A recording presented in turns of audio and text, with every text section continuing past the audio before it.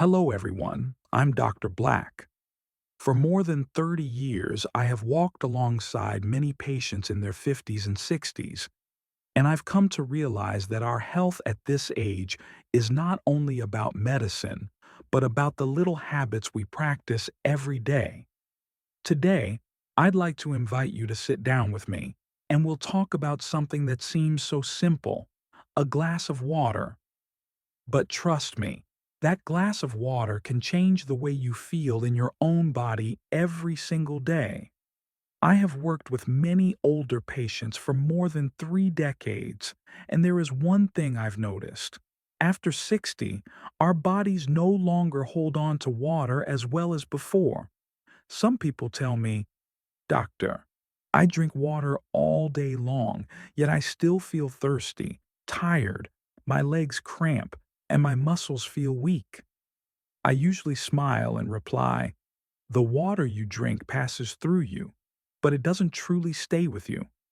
Plain water, no matter how pure, sometimes just rushes through the body like a hurried guest. It doesn't have the chance to sink into the muscle cells, to stay and nourish." And this is why we need a little art in the way we drink water after the age of 60. I often advise my patients, add a few drops of fresh lemon and a pinch of mineral salt into your glass of water. It may sound simple, but this combination helps the muscles retain water longer, reduces cramps, and even helps stabilize blood pressure. Or, if you prefer convenience, a bit of electrolyte powder is also a good choice. It replenishes the minerals our aging bodies often lack. Once, I met a patient who was a retired veteran. He often suffered from calf cramps at night, so severe that he couldn't sleep.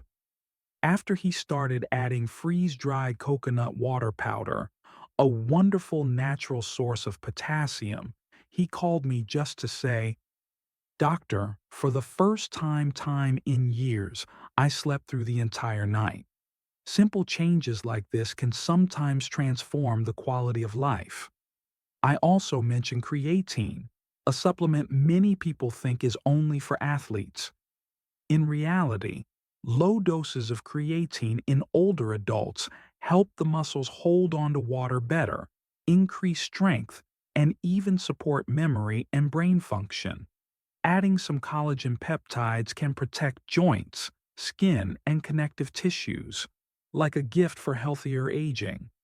And don't forget magnesium, a mineral that helps us sleep deeply, relax our muscles, and keep the heart beating steadily. I know these may sound like small things, but it is precisely these little details that make a big difference. Because health, especially in our later years, doesn't come from grand decisions, but from daily habits. A bit of care, a bit of patience, a bit of mindfulness in listening to our own bodies. So next time you pour yourself a glass of water, ask, how can this water not just quench my thirst, but truly nourish my body? The answer may be as simple as a slice of lemon, a pinch of salt, or a spoonful of minerals. But that's the difference between merely living and living well. You see, health doesn't always come from big changes, but from small, consistent habits. A slice of lemon, a pinch of salt, a spoonful of minerals. These simple things can help us live healthier and more energized in our later years. If you found these insights helpful, don't forget to hit like so I know I'm on the right track.